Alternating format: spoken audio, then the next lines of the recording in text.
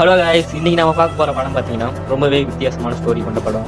படத்தோட முதலில் என்னென்னு பார்த்தீங்கன்னா, விண்வெளியில் நம்ம ஹீரோ இருக்கான். அவன் ஃபேஸ்புக்கில் போயிட்டு இருக்கும்போது திடீர்னு அவன் ஃபேஸ்புக்கில் வந்து காரையெல்லாம் மோதிடுது. இதனால் அவன் வந்து பூமியில் விழுந்துடுறான். பூமியில் விழும்போது பார்த்தீங்கன்னா இது வந்து ஒரு டைனாஸ்டிக் காலகட்டம். அது மட்டும் இல்லாமல் எக்கச்சக்கமான அழிவுகள் வந்துட்டே இருக்குது பூமியில். இதுலேருந்து தப்பிச்சு போனானா இல்லையா அப்படிங்கிற சொல்கிற படம் பார்த்தீங்கன்னா 55. படத்தோட ஸ்டார்டிங் ஸ்டேஜில் நம்ம ஹீரோவை காட்டுறாங்க. நம்ம ஹீரோ பூமி மாதிரியே இருக்கு, இன்னொரு கிரகத்தில் வாழ்ந்துட்டு இருக்காங்க. நம்ம ஹீரோக்கு பார்த்தீங்கன்னா ஒரு பெண் குழந்தையும் இருக்கு. அந்த பெண் குழந்தைக்கு ஒரு வித்தியாசமான கேன்சரும் இருக்கு. அந்த கேன்சர்னால அந்த பெண் குழந்தைய காப்பாற்ற முடியாது. இன்னும் கொஞ்ச நாள்ல அதுவும் செத்துரும். அந்த விஷயம் அந்த பொண்ணுக்கும் தெரியும், அவங்க அப்பா அம்மாவுக்கும் தெரியும். பட் இருந்தாலும் நம்ம ஹீரோ அந்த பொண்ணை எப்பவும் போல சாதாரணமா வளர்த்துற மாதிரி தான் வளர்த்திட்டு இருப்பாரு. அப்பப்ப நம்ம ஹீரோ இந்த மாதிரி தான் விசில் அடிக்கிறதுக்கெல்லாம் சொல்லி தருவாரு. பட் அந்த பிள்ளைக்கு எதுவுமே கரெக்டா வராதுன்னு வச்சுக்கலாம். நம்ம ஹீரோ பார்த்தீங்கன்னா ஒரு பைலட்டாக வேலை செஞ்சுட்டு இருக்காரு. அவருக்கு என்ன வேலை அப்படின்னா, அந்த ஸ்பேஸ்ஷிப்பில் இருக்க ஒவ்வொரு மக்களையும் வெவ்வேறு கிரகத்துக்கெல்லாம் கூட்டிகிட்டு போவார். இவர் ஒவ்வொரு டைமும் எல்லாரையும் கூட்டிகிட்டு போகும்போதும் ஒவ்வொரு கிரகத்துக்கு போகிறதுக்கும் பல வருஷம் ஆகும். இவர் போயிட்டு வர வரைக்கும் இவரோட பொண்ணை இவரால் பார்க்கவே முடியாது. நான் போயிட்டு வந்ததுக்கப்புறம் கண்டிப்பாக உன்னை பார்ப்பேன்னு நினைக்கிறேன் அப்படின்னு சொல்லிட்டு இவரோட பைலட் வேலையை பார்க்க போகிறாரு. இதுதான் அவரோட ஸ்பேஸ்ஷிப்பு. இவர் தூங்கிட்டு இருக்கும்போது இவருக்கு ஒரு சிக்னல் வருது. என்ன அப்படின்னா, மேலே ஸ்பேஸ்ஷிப்பில் விண்கற்கள்லாம் இருக்கும்ல, அதெல்லாம் இவரோட ஸ்பேஸ்ஷிப் மேலே மோதலுக்கு வருது. அவரும் என்னென்னமோ ட்ரை பண்ணி தப்பிக்க பார்க்குறாரு. பட் எப்படியோ ஒரு கல் அவரோட ஸ்பேஸ்ஷிப் மேலே பட்டு ஸ்பேஸ்ஷிப் ரெண்டாக உடஞ்சிருது. 2 துண்டா உடஞ்ச அந்த ஸ்பேஸ்ஷிப்பு காட்டுல ஒன்று விழுகுது, மலை மேலே ஒன்று விழுகுது. மலை மேலே இருக்க ஸ்பேஸ்ஷிப்பில் தான் நம்ம ஹீரோ உயிரோட இருக்காரு. அந்த காட்டில் விழுந்த ஸ்பேஸ்ஷிப் இருக்குல்ல, அதில் இருக்கிறவங்க எல்லாம் செத்துட்டாங்க. நம்ம ஹீரோ மட்டும் உயிரோட இருக்காரு மலை மேலே விழுந்ததுல. ஸோ என்ன ஸ்பேஸ்ஷிப் அப்படின்னு நம்ம ஹீரோக்கு தெரியாது. அதனால அவரோட ஸ்பேஸ் சூட்டை போட்டு வெளியே வர்றாரு. அப்போ அவர் வெளியே வரும்போது அங்கே இருக்கிற பேசஞ்சர்ஸ்லாம் செத்து கிடக்குறாங்க. அதை பார்த்துட்டு அவர் கண்ணீர் விட்டுட்டு இருக்காரு. அப்போ ஹெல்மெட்டை கழட்டுறாரு. அவரால் மூச்சு விட முடியுது. அதுலேருந்து அவர் புரிஞ்சுக்கிறாரு இது வாழ்றதுக்கு ஏற்ற ஒரு இடம் தான் அப்படின்னு. இவரோட ஸ்பேஸ்ஷிப் பார்த்தீங்கன்னா ஃபுல்லாகவே டேமேஜ் ஆயிடுச்சு. அதை மறுபடியும் ரிப்பேர் பண்ணிலாம் யூஸ் பண்ண முடியாது. பட் அதில் ஒரு கம்யூனிகேஷன் டிவைஸ் மட்டும் இருக்கு. அந்த டிவைஸ் மூலியமா கம்யூனிகேட் பண்ணுறாரு. ஸ்பேஸ்ஷிப்பில் போயிட்டு இருக்கும்போது கிராஷ் லேண்ட் ஆகிட்டோம். அப்போ பேசஞ்சர்ஸ்லாம் இறந்துட்டாங்க. நான் மட்டும்தான் இப்போ உயிரோட இருக்கேன்.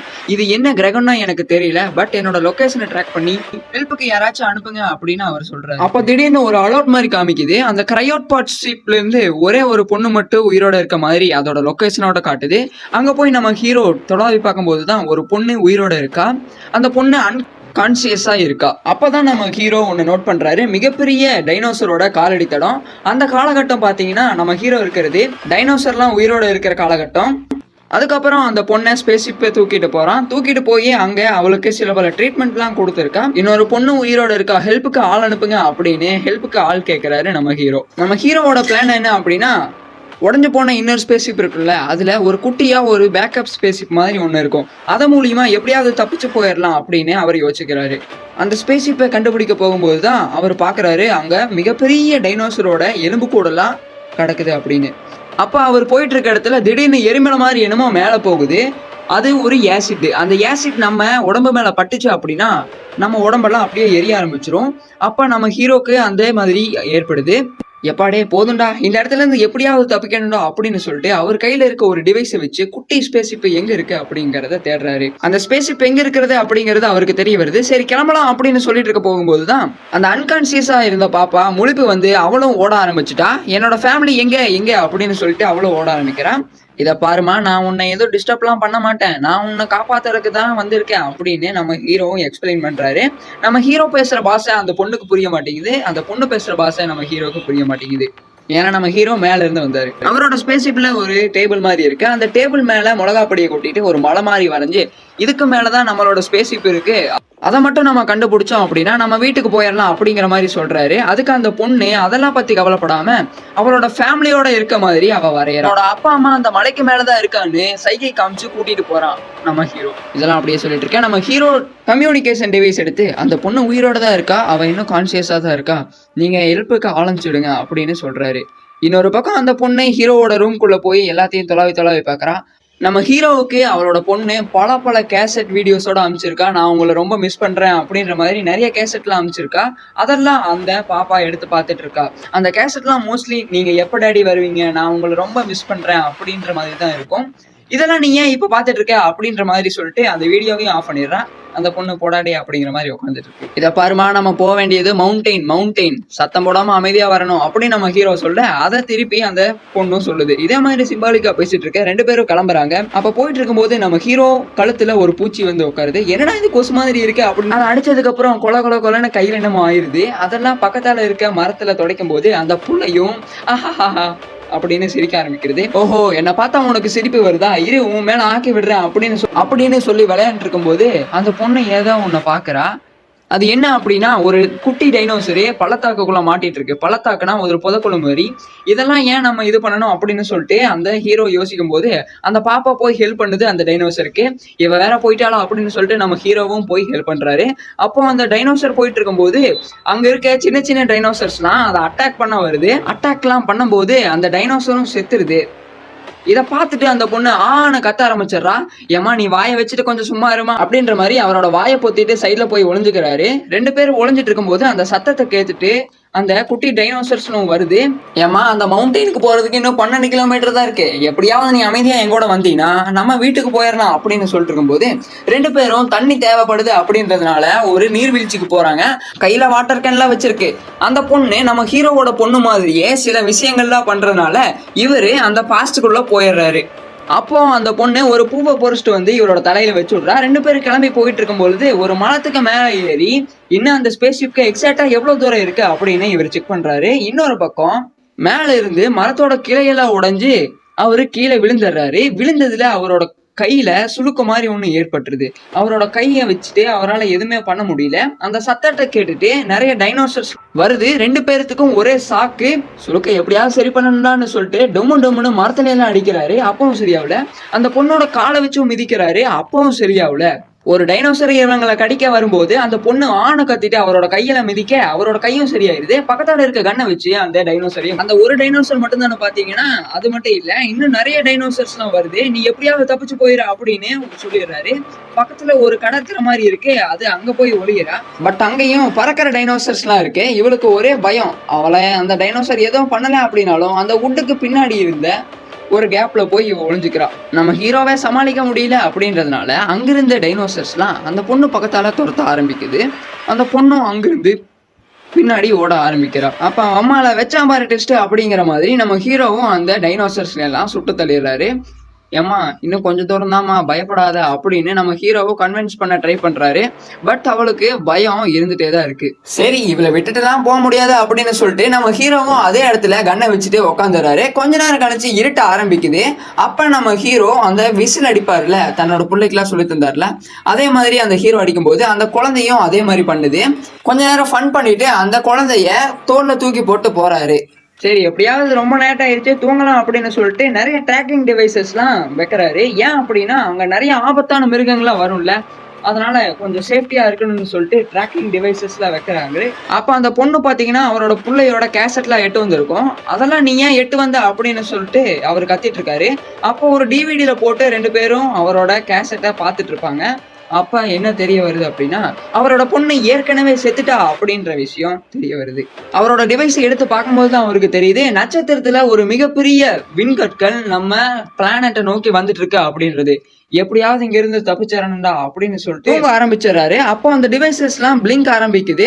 நம்ம ஹீரோவும் சுத்தியும் முத்தியும் பாக்குறாரு. பட் எதுவும் தெரியல. அந்த பொண்ணோட வாய்க்குள்ள போய் பார்த்தா தான் தெரியுது ஏதோ ஒரு பூச்சி உள்ள போயிருக்கு அப்படிங்கிறது. கத்திய காமிச்சு அந்த பூச்சியையும் கொண்டுறாரு. பட் அந்த லைட்டு பிளிங்க் ஆகிறது நிக்கவே இல்லை. என்னடா அப்படின்னு திரும்பி பார்க்கும்போது தான் தெரியுது ஒரு சூப்பர் டீலக்ஸ் டைனோசர் ஒன்று இருக்கு. தன்னோட கண்ணை வச்சு அந்த டைனோசரை சுடுறாரு. பட் ஒண்ணுமே நடக்கல. எப்படியாவது தப்பிச்சாகணும்டா கைப்புள்ள அப்படின்னு சொல்லிட்டு 2 பேரும் ஒரு கேவுக்குள்ள போறாங்க. கால் வைக்கிற இடம்லாம் கண்ணி வெடிடா அப்படின்னு சொல்ற மாதிரி அந்த குகைக்குள்ளேயும் இன்னொரு டைனோசரு. சரி இன்னொரு எண்டு வழியா போயிடலாம் அப்படின்னு சொல்லி பார்க்கும்போது தான் அந்த வழியும் ரொம்ப சின்னதா இருக்கு. நம்ம ஹீரோக்கு ஓப்பே இல்லைங்க. ஆடாடா இனிமேல் வெளியவே போக முடியாதுடா, இனிமேல் ஒண்ணுமே பண்ண முடியாதுடா அப்படின்ற மாதிரி பேசிட்டு இருக்காரு. பட் அந்த புள்ளையும் அவரோட ஃபேமிலியை பத்தி நினைச்சிட்டு இருக்கா. நம்ம ஹீரோக்கு இருந்த கொஞ்சம் நம்பிக்கை கூட இப்ப கிடையாது. ஆனா அந்த பொண்ணு எப்படியாவது நம்ம மவுண்டெயினுக்கு போகணும், அங்க இருக்க என் ஃபேமிலியை பார்த்தே ஆகணும் அப்படின்னு சொல்லிட்டு கத்திட்டு இருக்கா. பட் நம்ம ஹீரோ இருந்துட்டு மவுண்டெயின்ல உன் ஃபேமிலி எல்லாம் இல்ல, உன்னை வர வைக்கிறதுக்கோசரம் நான் போய் சொன்னேன் அப்படின்ற மாதிரி அவரு சொல்லி கிளைம் பண்ணிட்டு இருக்காரு. நம்ம ஹீரோ கிட்ட மினி பாம்ஸ்லாம் இருக்கு. அந்த பாம்ஸ் எல்லாம் வச்சு அந்த தடத்தை பெருசு பண்ணலாம் அப்படின்னு சொல்லிட்டு அதை வெடிக்க வைக்கிறாரு. அந்த வலியும் பெருசாயிருது. அந்த பொண்ணை ஃபர்ஸ்ட் வெளியே போக வச்ச உடனே அந்த வலியும் மூடிடுது. யோ வெளியே வேயா அப்படின்ற மாதிரி அந்த பொண்ணு சிக்னல் கொடுத்துட்டு இருக்கு. பட் இன்னொரு பக்கம் அந்த வழியெல்லாம் அடைச்சதுனால நம்ம ஹீரோக்கு என்ன பண்றது அப்படின்றதே தெரியல. அந்த பொண்ணு அடிச்ச விசிலு ஏதோ வேற இடத்துல இருந்து வந்த மாதிரி அவருக்கு கேட்டுச்சு. அப்புறம் அவரோட கன்னும் மிஸ் ஆயிடுச்சு. அப்போ அந்த டைனோசர் இவரை அட்டாக் பண்ண ஆரம்பிச்சிருது. எப்படியாவது அந்த கன்னு பக்கத்தால போய் அதை டேக்கன் பண்ணிட்டாரு. அப்போ தொப்புன்னு சொல்லும்போது அந்த டைனோசர் பட்டன் செத்துருது. எப்படியும் அப்படி இப்படின்னு பண்ணி நம்ம ஹீரோவும் வெளியே வந்துடுறாரு. இன்னும் ஒரு நாள்ல வெடிக்க போறது அந்த விண்கல்லு வந்து இறங்க போகுது அப்படின்றத டிவைஸ் மூலியமா பாக்குறாரு. அந்த பொண்ணையும் தேடிட்டே இருக்காரு.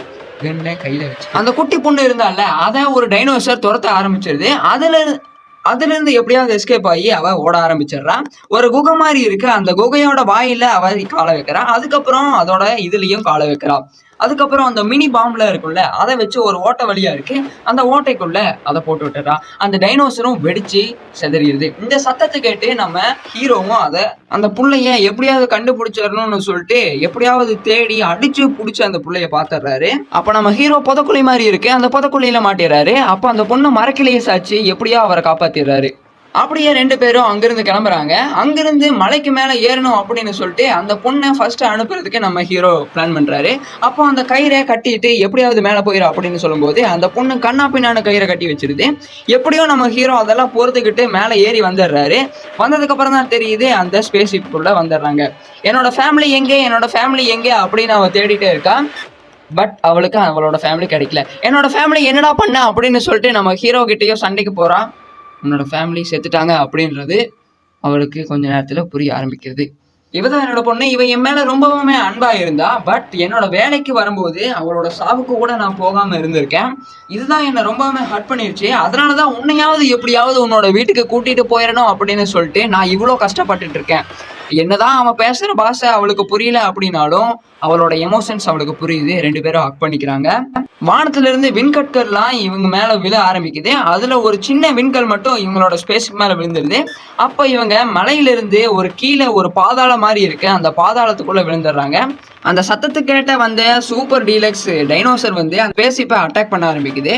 இதை தெரிஞ்சுட்டு வந்த நம்ம ஹீரோ அவரோட கன்னு வெளியே கிடக்கும். அந்த கன்னை எடுத்து அந்த சுட ஆரம்பிக்கிறாரு. பட் அந்த கன்னுல சுத்தமாவே பவர் இல்லை. இருமுனை கத்தி அப்படின்ற மாதிரி 2 பக்கமே டைனோசர் வர ஆரம்பிச்சிருச்சு. ஒரு குகை மாதிரி இருக்கு. அந்த குகைக்குள்ள போய் தன்னோட கன்னோட செட்டிங்ஸ் எல்லாம் மாத்தி எப்படியாவது கொஞ்ச நெஞ்ச சார்ஜ் பண்ணிட்டு இருக்காரு. அப்ப அந்த பொண்ணு ஒரு டூப்ளிகேட் உருவத்தை உருவாக்கிட்டு இருக்கு. அந்த டூப்ளிகேட் உருவத்தை அதுதான் உண்மைன்னு சொல்லிட்டு அந்த டைனோசர்ஸும் கடிச்சிட்டு இருக்கு. இந்த டிஸ்ட்ராக்ஷனை பயன்படுத்தி நம்ம ஹீரோவோ கன்னை வச்சு ஒரு சூப்பர் டீலக்ஸ் டைனோசரை சாச்சிடுறாரு.